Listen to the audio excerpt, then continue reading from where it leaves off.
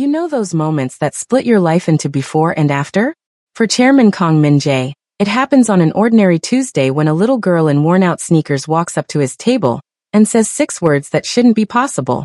My father had that same tattoo. What happens next isn't about the mafia, or money, or power. It's about what we owe the dead, and what we do when the past shows up wearing a pink jacket and asking for help. 7 men on the center table tonight. All Korean. All in suits cut precise as surgical blades.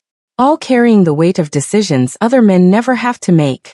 At the head sits Chairman Kong Min-jae, 53 years old, silver threading through black hair, posture that belongs to someone who stopped needing to prove anything 2 decades ago. His right forearm rests on the table as he lifts a porcelain cup. Custom imported, black Ethiopian blend, untouched by cream or sugar or fear. Ink wraps his forearm like a promise carved in skin. A black geometric dragon, coiled once around itself, body angular and severe. Its eye is marked by a single broken line, a deliberate flaw in perfect symmetry. Across from him, executives speak in measured tones about shipping routes and real estate acquisitions. About men who need reminding and debts coming due. Their words are coded, careful, the language of power dressed in business casual. Then the door opens. The bell chimes, bright and inappropriate, like laughter at a funeral. A little black girl steps inside. She can't be more than 9. Pink jacket zipped halfway up, frayed at the cuffs. Hair pulled back in a puff that's lost its morning shape. White sneakers 2 sizes too big, the kind you buy hoping a child will grow into them before they fall apart. The conversation doesn't stop immediately. Not until she walks straight toward their table. One of the men turns, irritation already forming on his face, then freezes. The others follow. Words die mid-sentence. Kang's cup pauses halfway to his lips, suspended in the sudden stillness. She doesn't ask permission, just climbs onto the empty booth bench opposite him, knees tucked beneath her, small hands flat on the leather. 7 pairs of eyes lock onto her, but she doesn't flinch. She looks at his forearm. Really looks. Studies the dragon, the broken eye, the precise geometry of ink and meaning. Then she raises one finger and points. My father had that same tattoo. The room dies. Not the tense silence before violence. Not the careful quiet of men weighing options. Vacuum silence. The kind where sound itself stops existing. Kong Min-jae sets his cup down with deliberate slowness. Porcelain clicks against the saucer, a gunshot in the void. That's not possible, one of the men mutters in Korean, voice tight. Kong doesn't speak. His eyes stay fixed on the girl, not with threat, but with something far more dangerous. Recognition clawing its way up from a grave he thought sealed. The other men shift. Hands move to phones, to pockets, to defensive positions disguised as casual gestures. What's your name? Kong asks. His voice is controlled, each word placed with precision. Her voice comes back clear. Steady. Too steady for a child who just walked into the lion's den and climbed into its mouth. Amara. And your father? She swallows once. The only sign that fear exists somewhere beneath that armor. Everyone called him Jason. But my mom said you called him Broken Wing. The name detonates. Tank, the enforcer to Kang's right, built like a vault door, jerks back as if struck. His water glass tips, ice scattering across polished wood. Another man stands so fast his chair scrapes floor. A third whispers something that sounds like prayer or curse, the two indistinguishable. Broken Wing. The only man who ever wore the dragon tattoo with a broken eye. A mark given not for power, but for sacrifice. For the man who gives up everything so others can live. Kong stands. He's tall, broad-shouldered, his 3-piece suit immaculate. When he steps out of the booth and kneels in front of Amara, the movement feels impossible, like gravity itself bent to accommodate it. The other men freeze. A few look away, as if witnessing something too private. Where is your father? Kong asks, voice dropping to something almost gentle. Amara's eyes don't waver, don't fill with tears. Just hold steady and deliver the truth. He died. The word lands soft. Final. 2 years ago, she adds. Heart failure. My mom says stress finished what the bullets couldn't. Kong closes his eyes. Just once. A blink that lasts a lifetime. Broken Wing had been his shadow 20 years ago. His driver, his shield. The man who took a blade meant for Kong during a betrayal at Busan docks. The man who disappeared the same year Kong took full control of everything. You weren't supposed to know about us, Kong says. My dad didn't want me to. Amara's voice stays level. But when things got bad, he showed me a photograph. She reaches into her pink jacket and pulls out a folded picture, creased, worn thin from being touched too many times. 3 men in suits standing in front of a black sedan at night. City lights reflecting off dark water behind them. One of them is younger, sharper, hungry in a way only young men chasing power understand. Kong Min-jae. Amara flips the photo. On the back, in neat handwriting that Kong recognizes like his own voice, for words. If I fail, find him. Kang's breath catches. His hand trembles, the first crack in 20 years of perfect control. You came alone? He asks. She shakes her head. My mom's outside in the car. She's sick. Cancer treatments aren't working anymore. And the men who own our building say we have 3 days before eviction. Around the table, men are already moving. Phones appear. Messages sent in code. Wheels turning before orders are even given. Kong places his hand over the dragon tattoo. Fingers tracing the broken eye. This mark, he says slowly, each word weighted with history, means a man gave up everything so someone else could live. It means sacrifice for a future you'll never see. Amara nods. That sounds like my dad. Kong stands and removes his suit jacket. It's worth more than most people make in a month. He drapes it around her shoulders before she can protest, the silk lining still warm. Bring your mother inside, he says. You're not leaving here alone. Not tonight. Not ever. And somewhere in the space between that command and the men scattering to obey it, the past stops being buried and starts becoming present. Because some debts can't be paid in money. Some tattoos mean more than ink. And some little girls walk into rooms full of dangerous men and say the one sentence that changes everything. My father had that same tattoo. Hello, my friends and loved ones. Thanks for joining me on this beautiful story. As we continue this story, kindly take a moment to subscribe to this channel, like the video, and I love to always hear from you. Where are you watching from, and what time is it at your end right now? Thank you for subscribing. But to understand why those 6 words mattered, why they hit like bullets Kong thought he'd already taken, you have to go back 20 years, to the Busan docks, where a young enforcer made a choice that would echo forward into a restaurant where a child stood asking for salvation. But first, the present demands its accounting. Tang's hand moves toward his jacket, instinct not threat. Kang's eyes flick to him, a micro-movement that says stand down without words. Tang's hand drops. The man to Kang's left, Director Yoon, leans forward. His voice comes out tight, controlled. Chairman, this is quiet. One word. Absolute. Kang's attention returns to Amara, and when he speaks again, his tone shifts. Still controlled, still precise, but softer now. The voice of a surgeon making the first incision. Broken Wing was a code name, Kong says. Not many people knew it. Your mother. What did she tell you? Amara's fingers curl tighter around the photograph. That my dad saved your life. That you made him disappear because he was in danger. That if anything happened to them, I should find you.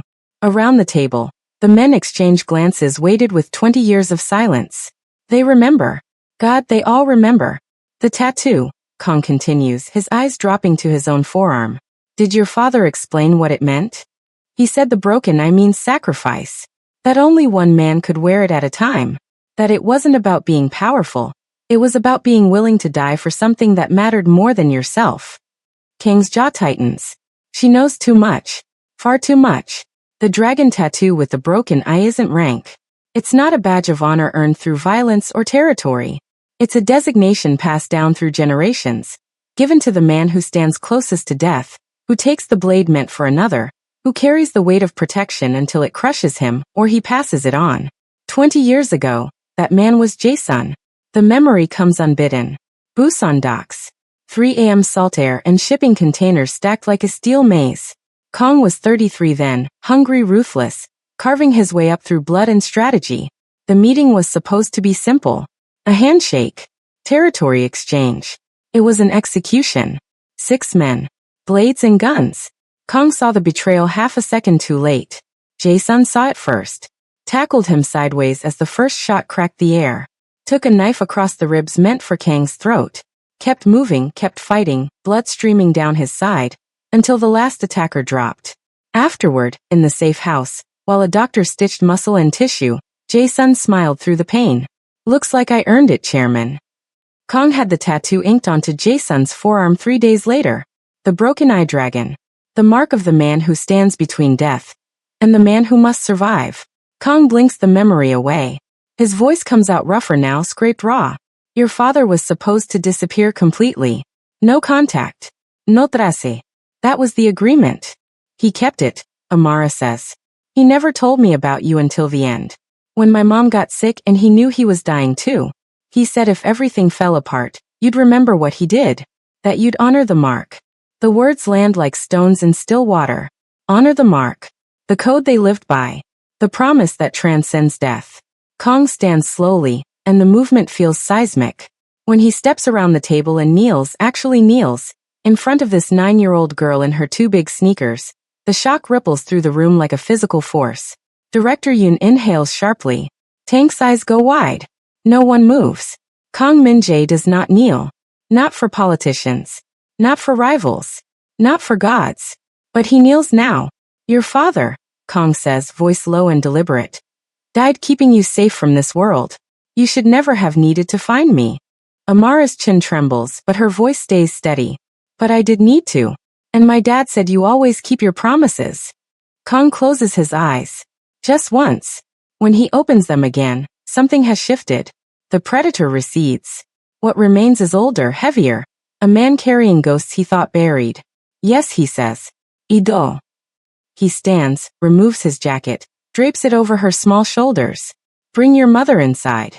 You're under my protection now. Both of you. And as the men scatter to obey, as phones light up and orders flow, one truth settles over the room like ash. The past isn't dead. It's sitting in a booth wearing a pink jacket. And it just called in a debt 20 years overdue. The photograph stays in Amara's hand like evidence at a trial. Kong stares at it. At the 3 men frozen in time, standing before a black sedan with the Busan skyline bleeding light behind them. He recognizes the night. September 2005. The week before everything changed. Turn it over, he says quietly. Amara flips the photo. For words in Jae-sun's handwriting, neat, deliberate, the penmanship of a man who knew exactly what he was writing and why. If I fail, find him. No name. No explanation. Just a command issued from beyond the grave. Kang's breath leaves him slowly, like air escaping a wound. He wrote that the night before he left. Amara says. My mom found it in a box after he died. With this photo and an address. This address. Kang's voice is flat. Yes. Tank shifts his weight, leather creaking. Chairman, he planned this. All of it. Kong knows. God, he knows. Jae-sun had always been 3 moves ahead. Strategic. Careful. The kind of man who packed a tourniquet before entering a negotiation and kept exit routes memorized like prayers. Of course he planned for this. Of course he knew that disappearing wasn't the same as being safe. That the world he left behind would keep turning, keep grinding, keep devouring anyone caught in its teeth. Including a daughter he'd never wanted to drag into this darkness. But he did it anyway. Why now? Kong asks, though he suspects he already knows. Amara's voice stays steady, but something fragile moves beneath it. My mom got sick 2 years ago. Breast cancer. We used up the savings. Then my dad's life insurance. Then everything else. She swallows. The treatment stopped working 6 months ago. Hospice said maybe 3 months. And the landlord. Her voice cracks just slightly. He said we have 3 days. After that, we're on the street. The words settle like ash. Around the table, the men don't move. Don't breathe. This isn't their world of negotiations and calculated violence. This is something rawer. More human. This is a little girl watching her mother die while the ground disappears beneath her feet. Kang's hands curl into fists at his sides. Is this mercy? Or debt? Does it matter? Jae-sun took a blade meant for him. Spent 20 years in exile, so Kong could build an empire. Died quietly, without asking for anything. Without calling in the favor that could have saved him. Until now. Until his daughter stood in a restaurant holding a photograph and a promise written for after death. Kong doesn't debate. Doesn't calculate. Doesn't weigh options or consider alternatives. He simply decides. Director Yoon. Kong says, voice shifting back to command. Call Dr. Huang. I want Amara's mother in the private wing at Seoul National tonight. Full workup. Experimental treatments if necessary. Cost is irrelevant. Yoon nods, phone already out. Tank housing. The high-rise on Gangnam. Top floor. Furnished. Security detail rotation starts immediately. Yes, Chairman.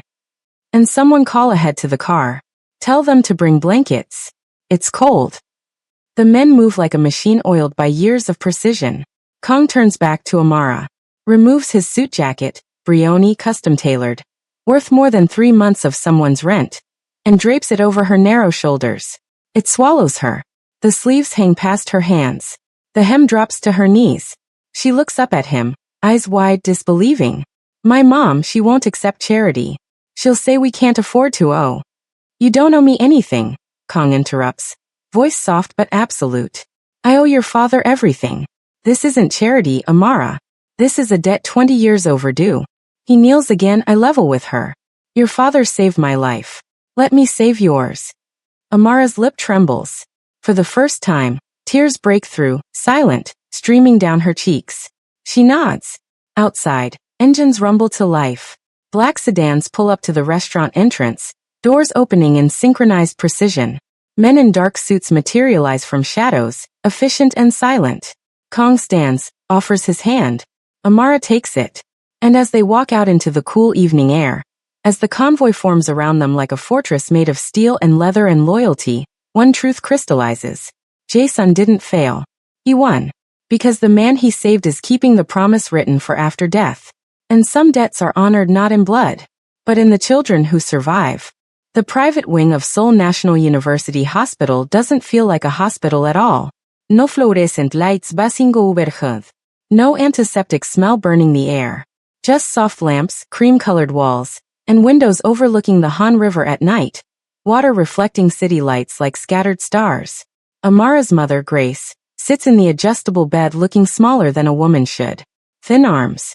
Hollowed cheeks. Eyes that carry the particular exhaustion of someone who's been fighting too long with weapons that stopped working months ago. But when Kong enters, those eyes sharpen. No, she says immediately. Firmly. We're not taking this. Kong stops 3 feet from the bed. Respectful distance. His hands are empty, no threat, no pressure. Your daughter already accepted. My daughter is 9 years old. She doesn't understand what owing people like you means. The words cut clean.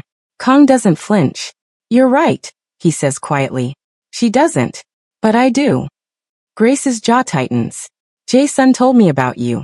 About what you do. About the cost of your help. Then he also told you about the debt I carry. Silence. Grace's hands twist the bedsheet. When she speaks again, her voice cracks. He died saving me. Let me save you. She closes her eyes. Tears slip down her cheeks. He said you'd say that. Kong comes every evening. Not during the day when business demands his attention. Not with fanfare or entourage. Just after sunset, when the hospital quiets and visiting hours technically end. But doors open for men like him anyway. Sometimes he brings fruit. Imported mangoes. Korean pears in wooden boxes. Sometimes books. Children's novels with worn covers from second-hand shops. The kind that feel loved before you open them. Once, a small wooden dragon carved by hand, its eye marked with a single groove. Amara keeps it on the nightstand beside her mother's bed. She asks questions. The kind children ask when they feel safe enough to be curious. Were you bad? Kong sits in the chair by the window, city lights painting half his face in shadow. He thinks before answering. I was dangerous, he says carefully. Your father made sure I learned when to stop. Did you hurt people? Yes. No sugar ko ating. No lies. Just truth delivered gently. Do you still? Sometimes. When they hurt others first. Amara considers this, fingers tracing the wooden dragon's spine. My dad said good and bad aren't simple. That sometimes good people do bad things for good reasons. And bad people do good things for bad reasons. King's throat tightens. That sounds like something he'd say. One night, 3 weeks into treatment, when Grace is sleeping and Amara can't, she asks the question that matters. Why did my dad really leave? Kong looks at her for a long moment, weighing truth against protection, deciding that she's earned honesty. Your father discovered something, he says slowly. A route we were using for cargo shipments. Containers through Busan port. Legitimate cover for illegitimate business. Drugs. Worse. Amara waits. Children, Kong says the word heavy as stone. Trafficked. Sold. Disappeared. Her eyes go wide. Your father found the documentation. Manifests. Payments. Names. He brought it to me secretly, knowing that if the wrong people found out, we'd both die. What did you do? I shut it down. Burned it to the ground. Arrested 17 men. Sent evidence to prosecutors who couldn't be bought. Then why did he have to leave? Kang's hands curl into fists. Because I wasn't fast enough. The men running the operation found out who exposed them before I could eliminate the threat. They put a price on his head. Contract killers. International reach. He meets Amara's eyes. I gave him two choices. Die fighting or disappear completely. New identity. New country. New life. He chose you before you even existed. Chose the possibility of a future over the certainty of revenge. Amara's voice comes out small. He saved those kids. Yes. Dozens. Maybe hundreds over the years. But nobody knows. No, Kong says. Just me. And now you. Silence stretches between them. Not empty, but full. Heavy with understanding. My dad used to say some wars are fought with guns, Amara whispers. And some are fought by just refusing to let bad things happen. Even when it costs you everything. Kong nods slowly. He chose a quieter war. And he won it. Amara looks at the wooden dragon, at its broken eye. He won. She repeats, like testing the weight of the words. Like believing them for the first time. Kong stands, places a hand briefly on her shoulder. Yes, he says. He did. And in the quiet of that hospital room, with the city breathing below and a sick woman sleeping nearby, the ghost of Jae-sun finally rests. Because his sacrifice wasn't forgotten. It was honored. The landlord's name is Kim Dae-young. 47 years old. Owns 19 buildings across Seoul through shell companies and family proxies. Specializes in low-income housing. The kind where maintenance requests disappear and rent increases arrive like clockwork. The kind of man who preys on people too exhausted to fight back. Tank drops the file on Kang's desk 3 days after Amara and her mother arrive at the hospital. He's been squeezing them for 8 months, Tank says, flipping pages. Raised rent twice. Ignored repairs. Threatened eviction 4 times before following through.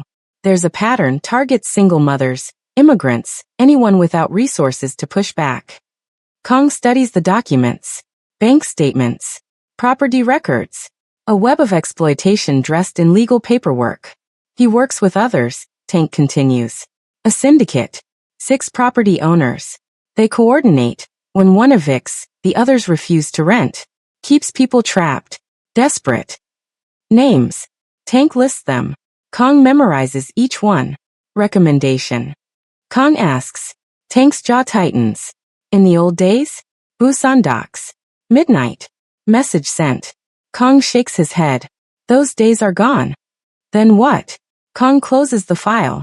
We use what they fear more than violence. Which is exposure. Consequences. The law they hide behind turned against them. It starts quietly. A phone call to a tax attorney on retainer. Questions about property acquisition, LLC structures, rent reporting discrepancies. Nothing threatening. Just curiosity. Then an anonymous tip to the National Tax Service. Documentation of unreported income, falsified maintenance expenses, tax evasion spanning 6 years. Audits begin within a week. Simultaneously, building inspections. The kind that can't be bribed away because they're requested by tenant advocacy groups. Groups that suddenly have funding, legal representation, media contacts. Violations surface. Fire code failures. Electrical hazards. Black mold in 17 units. Structural issues ignored for years. Repair orders arrive. Finis accumulat. Legal exposure multiplies. Kim Dae-young's phone rings at 2 a.m. on a Thursday. No name displays. He answers anyway. Mr. Kim, says a voice he doesn't recognize. Calm. Professional. Terrifying in its neutrality. You have 24 hours to reverse the eviction for Grace Cole and her daughter. You'll also forgive all back rent and issue a formal apology. Who the hell? After that, you'll sell the building. We have a buyer ready. Market value. No negocjation. You can't force me to. We're not forcing anything. But the tax audit expanding to your other properties? The tenant lawsuit being filed tomorrow? The media investigation into your syndicate's practices? Those things happen whether you cooperate or not. Silence. However, the voice continues, cooperation makes them stop. You walk away intact. Reputation bruised but salvageable. Assets reduced but not destroyed. And if I refuse? Then we keep digging. And men like you always have deeper graves than you realize. The line goes dead. Kim Dae-young stares at his phone, hands shaking. He calls his lawyer at 2:15. By morning, the eviction notice is rescinded. Grace receives a letter 1 week later. Official letterhead. Legal language. A formal apology for administrative errors and notification that all outstanding rent is forgiven. Furthermore, building ownership has transferred to a community housing trust. Rent will be reduced by 30%, and a renovation fund has been established. She reads it twice, disbelieving. I don't understand, she whispers to Kong during his evening visit. Why would they? Sometimes people realize their mistakes, Kong says evenly, and correct them. Grace's eyes search his face. She knows. Of course she knows. But she doesn't ask. Some gifts are accepted in silence. Late that night, after Grace has fallen asleep and the nurses have dimmed the lights, Kong stands by Amara's makeshift bed. A reclining chair with blankets piled high. She sleeps curled on her side, the wooden dragon clutched in one hand. Kang's jacket draped over her like armor. Tank appears in the doorway. The others. Audits. Lawsuits. Public exposure. Let the system do what it's designed to do. They'll survive. Probably, Kong says. But they'll think twice before doing it again. Tank nods. Different than the old ways. Yes. Better. Kong watches Amara breathe. Steady, peaceful, safe. Your father taught me that, he says quietly, though Amara can't hear him. That some wars aren't won with violence. That power means nothing if you only know how to destroy. He adjusts the jacket around her shoulders. He chose restraint when it mattered most. So will I. Tank retreats silently. Kong stays a moment longer, watching a child sleep in safety earned not through fear, but through the kind of justice that doesn't need to announce itself. The kind that leaves no blood. Only consequences. And a little girl dreaming without nightmares for the first time in months. For months pass like pages turning. Grace's treatments work. Not miraculously. Medicine doesn't trade in miracles, but steadily. Color returns to her cheeks. Weight returns to her frame. The doctors use words like remission and encouraging with cautious optimism. Amara starts school. Private academy in Gangnam. Uniform pressed, backpack new, lunch prepared by someone paid to care about nutrition. She makes friends. Laughs in hallways. Brings home drawings that get pinned to the refrigerator in their apartment. The one with floor-to-ceiling windows and security that never sleeps. And Kong keeps visiting. Not every day now, but regularly. Consistently. The way someone does when obligation becomes something else. When April arrives, so does Amara's 10th birthday. The party is small. Intimate. Just Grace, Amara, Tank, Director Yoon, and a few carefully vetted children from school. Cake from the French bakery on Cheongdam-dong. Decorations in pink and gold. Presents wrapped in paper that costs more than the gifts inside. Kong arrives last, carrying a single small box. Amara sees him and runs over, pink dress swirling, smile bright enough to hurt. You came. I promised, didn't I? She hugs him. Quick. Impulsive. The way children do before self-consciousness teaches them restraint. Kong freezes for half a second, then carefully returns it. Grace watches from across the room, eyes wet. After cake, after presents, after the other children leave with their parents, Kong asks Amara to sit. They settle on the couch by the window. City lights beginning to glow as dusk settles. He hands her the box. It's small. Black velvet. Simple clasp. Amara opens it slowly. Inside, a leather bracelet. Dark brown hand-stitched, sized for a child's wrist. She lifts it carefully. Turns it over. Engraved on the inside, barely visible. A single symbol. An eye with a broken line through it. It's like your tattoo, she whispers. Yes. What does it mean? Kang's voice comes quiet, deliberate, carrying weight he wants her to understand. This isn't a mark of power, Amara. It's not about control or fear or how many people obey you. He helps her fasten it around her wrist. It's a promise. To protect what matters more than yourself. To choose sacrifice over comfort. To stand between danger and the people who can't defend themselves. Amara looks up at him. Eyes serious beyond her years. Like my dad did. Yes. Exactly like your father. She touches the symbol gently, tracing its shape. Can I keep this promise? Even though I'm just a kid. Kang's throat tightens. You already are. You walked into a room full of dangerous men because your mother needed help. That took more courage than most adults will ever have. But I was scared. Courage isn't the absence of fear, Kang says. It's acting despite it. Your father taught me that too. Amara hugs him again. Longer this time. Thank you, she whispers into his shoulder. When she pulls back and runs to show her mother, Kang stays seated, looking at his own forearm. The dragon tattoo. The broken eye. The mark he's carried for 20 years. 3 days later, he returns to the tattoo artist who did the original work. An old man now, shaking hands steadied by decades of practice. I need an addition, Kang says, rolling up his sleeve. The artist studies the dragon. What kind? Another line. Beneath the broken eye. Why? Kang is quiet for a long moment. Because one mark was for the man who saved me. This one is for the daughter who reminded me what that salvation was for. The needle hums to life. The addition takes 40 minutes. A second broken line, parallel to the first, precise and permanent. When it's finished, Kang stares at it. 2 broken lines now. One for Jason. One for Amara. Reminders that power is temporary. Cities crumble, empires fall. Feared men become forgotten. But legacy? Legacy lives in the children who carry forward the promises carved into skin and soul. Legacy is permanent. That evening, walking through Gangnam district back to his car, something shifts. People still move out of his way. Still recognize the danger that clings to him like cologne. But a street vendor nods respectfully instead of looking away in fear. A young mother with a stroller meets his eyes and smiles, brief, genuine, before continuing past. An old man on a bench tips his head in acknowledgement. Kang realizes, with something close to shock, that he is no longer just feared. He is respected. Not for the violence he can unleash, but for the child he protects. For the promise he keeps.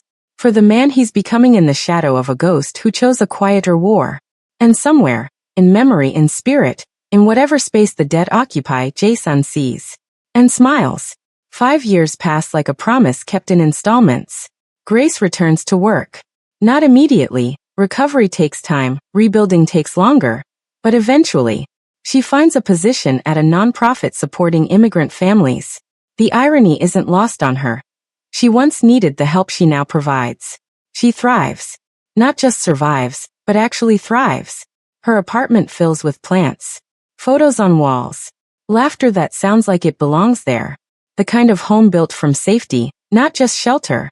Amara grows. Not just taller, though she does, shooting up until she has to look down slightly to hug her mother, but sharper. Observant in ways that remind Kang uncomfortably of Jae-sun. She notices things. Patterns. Inconsistencies. The way people move around Kang. The deference that isn't quite fear but isn't quite respect either. Why do people look at you like that? She asks one evening when she's 13, sitting across from him at a cafe near her school. Like what? Like you're a storm they're trying to predict. Kang sets down his coffee. Considers lying. Decides against it. Because I am. She nods slowly, processing. My dad was too, wasn't he? In a different way. Your father was the one who convinced storms to change direction. And you. I'm learning. Her education is handled quietly. Tuition payments arrive from a scholarship fund that doesn't quite exist. Administrative errors that always work in her favor. Teachers who seem invested in her success without knowing why. Grace suspects. Of course she suspects. But when she tries to thank Kang, he deflects. The scholarship committee handles all that. I'm just an emergency contact. Emergency contacts don't visit on birthdays. Maybe I'm a thorough emergency contact. She smiles despite herself. Stops asking questions. accepts the gift the way Kong once asked her to, with grace not guilt. Amara excels. Top of her class. Science competitions. Debate team captain. The kind of student teachers remember years later as evidence that their job matters. But she's not sheltered. Kong makes sure of that. At 14, he takes her to the office. Not the restaurant where they first met, but his actual office, 23rd floor, glass and steel, soul spreading below like a kingdom made of light. What do you do here? She asks, looking around at the minimalist furniture, the art that costs more than cars. I manage interests, investments, property, logistics. Legal logistics? He meets her eyes. Mostly. And the rest? The rest requires understanding that the world isn't divided neatly into good and bad. That sometimes protecting people means existing in the spaces between. She sits in his chair, expensive leather, designed for men twice her size. Spins once. My dad existed in those spaces too. Yes. He chose me over that world. He did. Do you regret that he left? Kong is quiet for a long moment. Then, I regret that he had to choose. But I'm grateful he chose correctly. Amara stops spinning. Looks at him with those eyes that are too old, too knowing. You miss him. Every day. Me too. At 15, she asks the question Kong has been expecting. They're walking through a park near her high school. Autumn leaves falling. Her college entrance exams approaching. Why do you do this? Really? Do what? Take care of us. You've paid for everything. Doctors. Housing. School. Mom's job. I know you made calls. Why? Because your father. No. She stops walking. Turns to face him. That's what you tell yourself. But it's been 5 years. Debt doesn't last this long. So why? Kong stops too. Looks at this girl who used to wear shoes too big and now stands almost as tall as her mother. Sharp and certain and demanding truth. Because, he says carefully, somewhere along the way, obligation became something else. What? He struggles for the word. Finds it finally. Family. Amara's expression softens. Yeah, it did. They walk in silence for a while. Comfortable. Easy. Then casually, like the word doesn't reshape everything. Uncle Kong, do you think I should apply to Seoul National or? She stops mid-sentence. Eyes wide. I didn't mean. Kang's chest tightens. Warmth spreading through places that have been cold for decades. Uncle, he repeats quietly, testing the shape of it. So it just slipped. No. His voice comes out rougher than intended. He clears his throat. No, it's good. Amara smiles. Uncertain. Hopeful. Yeah. Kong nods. Yeah. And as they continue walking, discussing universities and futures and possibilities that wouldn't exist without 5 years of promises kept, Kong realizes something. He spent decades taking territory, power, control. But these 5 years? These he built. And they matter more than everything he took combined. Uncle Kong echoes in his mind the rest of the evening. He doesn't try to stop it. He accepts it. The way you accept gifts you didn't know you needed. Until they arrive and you can't imagine living without them. The auditorium holds 3,000 people. Parents, teachers, faculty, donors whose names are etched on plaques in hallways they've never walked. Kong sits in the back row. Not the reserved section up front where benefactors sit in tailored suits accepting recognition. Just the back. One face among hundreds. Tank offered to secure better seats. Kong refused. Some moments, he said, you're supposed to witness, not own. On stage, 18-year-old Amara Park adjusts the microphone. Valedictorian. Full scholarship to Seoul National University. Pre-law. Already accepted. She wears her graduation gown like armor. The leather bracelet visible on her wrist despite the formal dress code. The broken eye symbol catching light. Her mother sits in the third row, crying already. Happy tears. Proud tears. The kind that say we made it louder than words ever could. Amara begins. When I was 9 years old, I learned that courage isn't the absence of fear, it's acting despite it. Her voice carries. Clear. Strong. The product of debate teams and presentations and learning to command rooms that once terrified her. My father died when I was 7. He was a complicated man. He made choices most people wouldn't understand. lived in spaces between right and wrong that don't exist on maps or moral compasses. Kang's chest tightens. But when it mattered, when he discovered something evil and had to choose between his own safety and doing what was right, he chose right, even though it cost him everything. Silence in the auditorium. 3,000 people listening. He told my mother once that some wars are fought with guns and violence, and others are fought by simply refusing to let bad things happen, by standing between danger and the people who can't protect themselves, by sacrificing your own future so someone else can have one. Amara pauses, looks down at her bracelet. He won his war.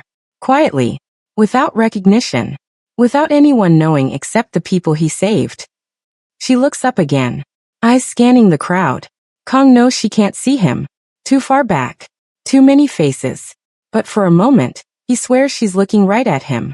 We spend so much time glorifying power, dominance, control. But the people who change the world aren't always the ones on magazine covers or in history books. Sometimes they're the ones who give up power, who choose restraint over revenge, who build instead of destroy. She smiles. Small. Genuine. My father taught me that. And so did the man who honored my father's sacrifice by protecting the family he left behind. Grace sobs openly now. Kang's hands grip the armrests.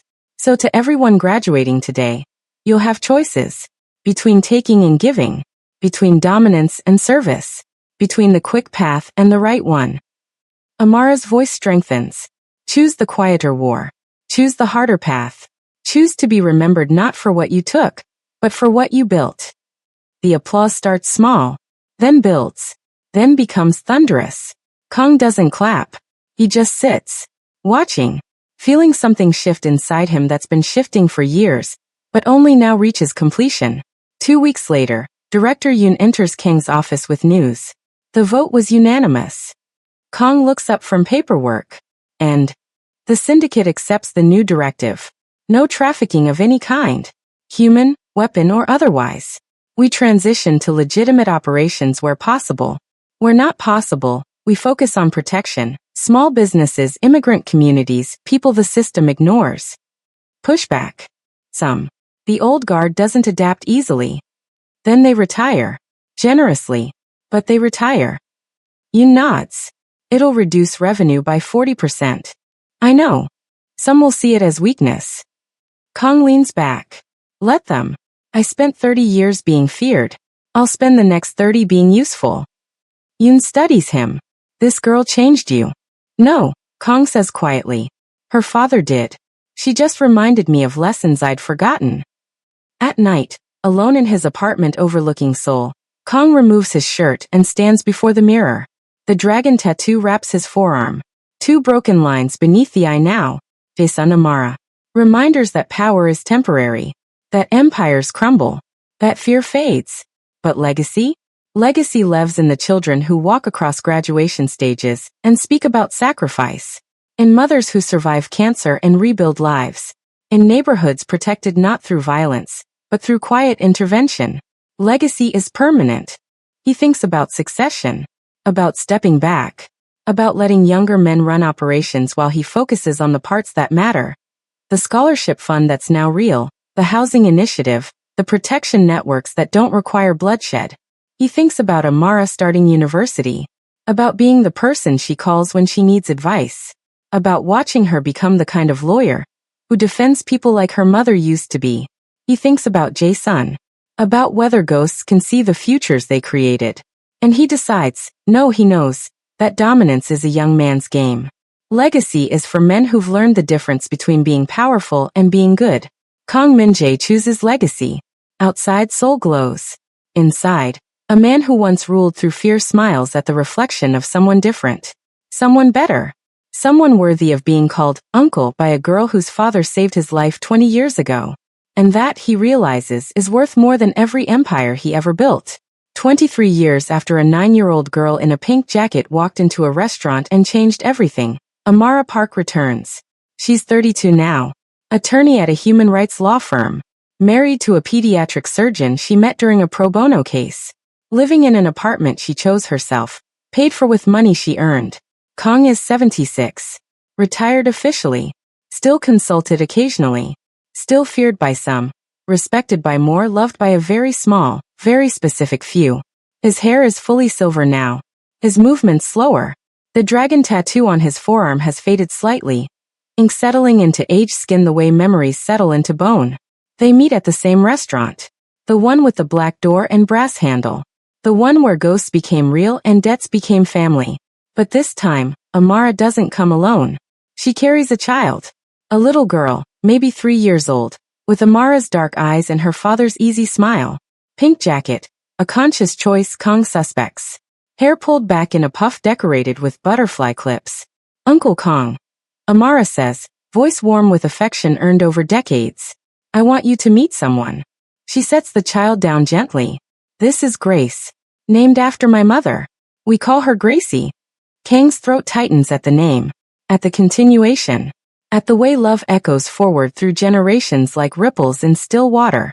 He kneels, slower now, joints protesting, but he manages, until he's eye level with the little girl. Hello, Gracie. She studies him with the fearless curiosity of children who've only known safety. Then her eyes catch on his forearm. The dragon. The 2 broken lines. Her small hand reaches out, fingers hovering over the faded ink. My grandfather had that tattoo. The words land like an earthquake. Kong freezes. Amara's hand goes to her mouth. Around them, the restaurant continues. Conversations, clinking glasses. The soft jazz that's played for 23 years. But inside this moment, time stops. Gracie looks up at Kong with perfect innocence. Mommy showed me pictures. He had a dragon too. Right here. She points to her own small forearm. Kang's vision blurs. For the first time in 50 years, through wars and betrayals, through violence and loss, through every carefully controlled moment of a life built on never showing weakness, tears fill his eyes. One spills over. Tracks down his weathered cheek. Yes, he manages, voice breaking. Yes, he did. Amara kneels beside them, arm around her daughter. Tell her, she says softly to Kong. Tell her about her grandfather. The whole story. So he does. In that booth in that restaurant, with a 3-year-old girl sitting between them eating ice cream while adults speak, Kong tells the story he's carried for decades. About Jason Broken Wing. The man who saw evil and chose to stop it even when the cost was exile. Who took a blade meant for another man. Who gave up brotherhood and belonging so children he'd never meet could be safe. About the night at Busan docks. The betrayal. The knife. About the trafficking route shut down because one man refused to look away. About the decision to disappear rather than endanger everyone he loved. Your grandfather, Kong says, looking at Gracie though she's too young to understand most of it, was the bravest man I ever knew. Not because he fought, but because he knew when to walk away. Did he save people? Gracie asks, ice cream forgotten. Yes. So many people. More than we'll ever know. Mommy says you saved people too. Kong glances at Amara, who smiles through her own tears. I tried, he says. Your grandfather taught me how. Gracie considers this with the seriousness children sometimes access. So the tattoo means being brave? It means sacrifice, Kong says gently. Giving up something you want so someone else can have what they need. Like sharing. Despite everything, Kong laughs. Vet. Broken. Beautiful. Yes. Exactly like sharing. Gracie nods sagely. I'm good at sharing. Amara hugs her daughter close, looking at Kong over the small head. Thank you, she mouths silently. Kong just nods. Can't speak yet. Not through the emotion lodged in his throat like decades of unspoken grief finally finding release. 5 years later, Kong Min-jae passes quietly in his sleep. No violence. No drama. Just a life that ran its course and ended peacefully. The way storms eventually settle into stillness.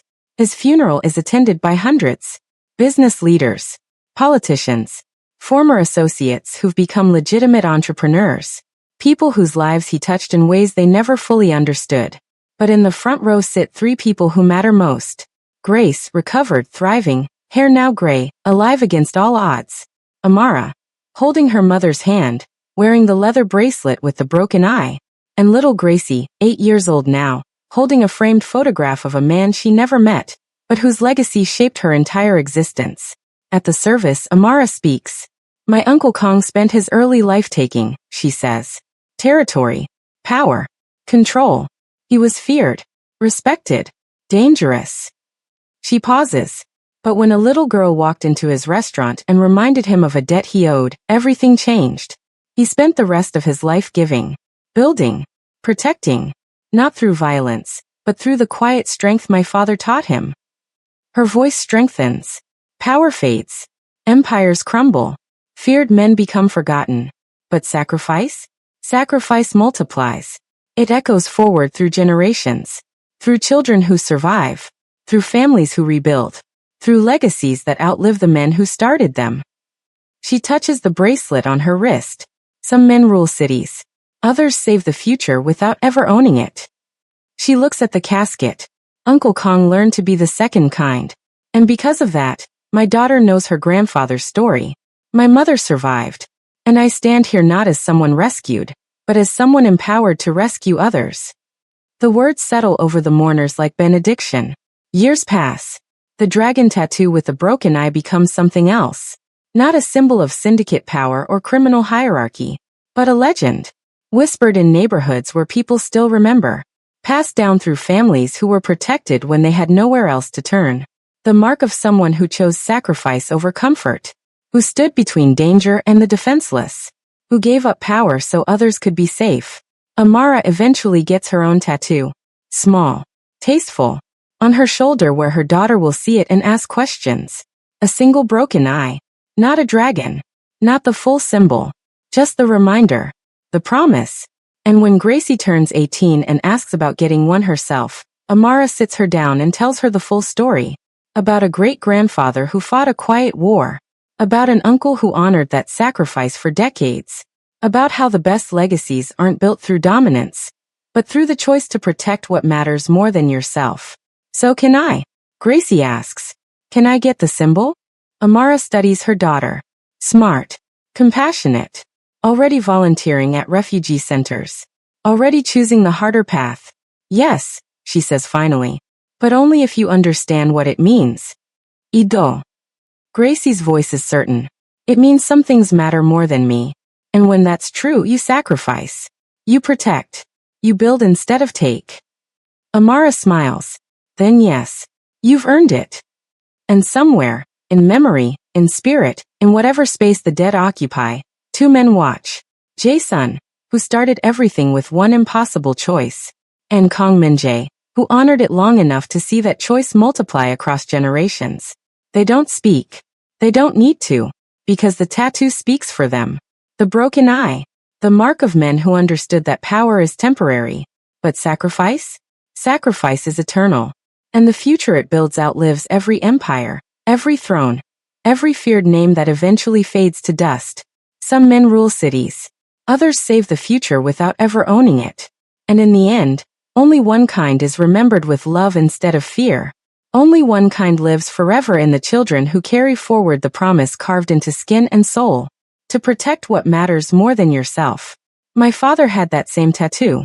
6 words that changed everything. A legacy built not through power, but through the courage to give it up.